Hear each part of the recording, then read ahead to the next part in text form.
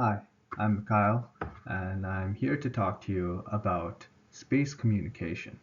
Space comms is the invisible backbone of both our future in space and our daily lives on Earth. Without it, missions would be blind and isolated, and many modern conveniences would disappear. Today, I'll show why overcoming the unique challenges of space communication is essential for progress, safety, and global connectivity. Okay, so let's start with a brief timeline.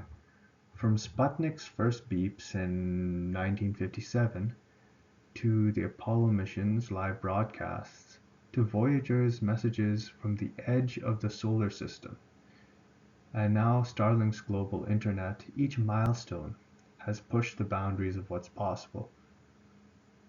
These breakthroughs set the stage for today's challenges and opportunities.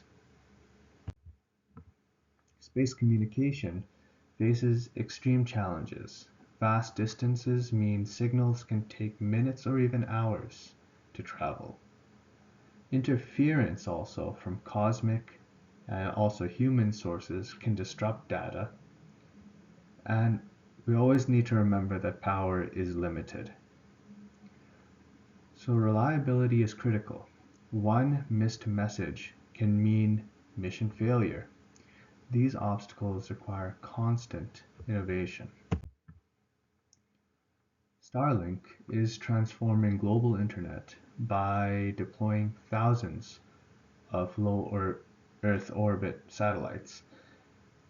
It must overcome atmospheric interference and coordinate a massive network to provide fast, reliable service worldwide. For an image, see the official SpaceX or Starlink media pages in the references at the end, but here is an image of Starlink taken from space from its original website. Next, we have among our modern solutions the Deep Space Network. This is NASA's system for talking to distant spacecraft, such as Voyager. With giant antennas on 3 continents, it maintains contact with probes billions of kilometers away. This network is a marvel of engineering. See NASA's DSN website, also in the references section, for more about it. Finally, and this is one that has been a news topic for decades, honestly, is communicating with Mars rovers. This is especially tough. So each signal takes up to 20 minutes each way. Mars is just that far away from us. And data often relays through orbiters. Engineers use UHF radios, direct-to-Earth links, and smart data compression to get science back home. For images, check NASA's Mars resources once again in the reference section. Now, we just went through 3 case studies.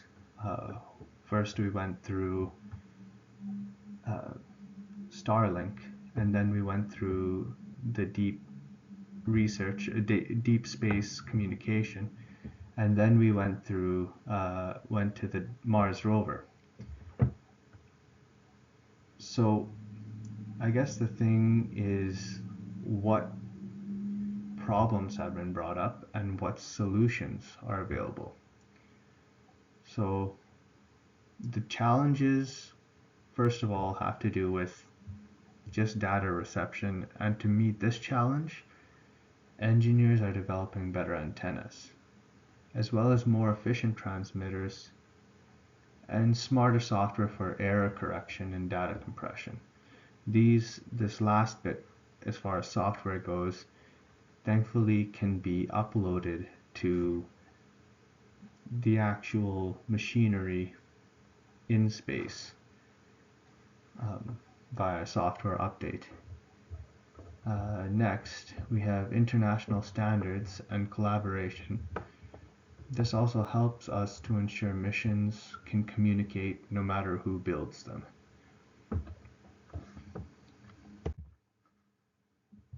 So, as we look to the future,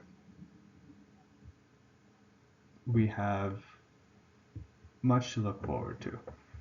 New missions, they will use laser and even quantum communication for faster and more secure links.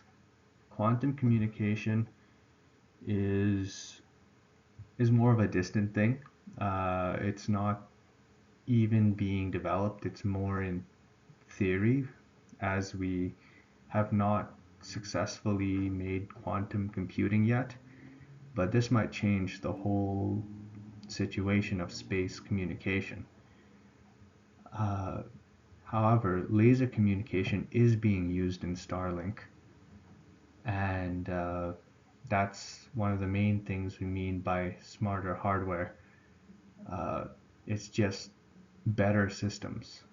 Rather than using just radio, which is the main thing we use to communicate, we can use lasers.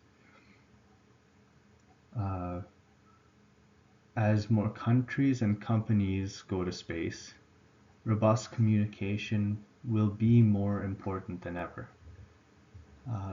This might even lead to an interplanetary internet, but of course, that would be much more on the research and industrial level than a commercial venture.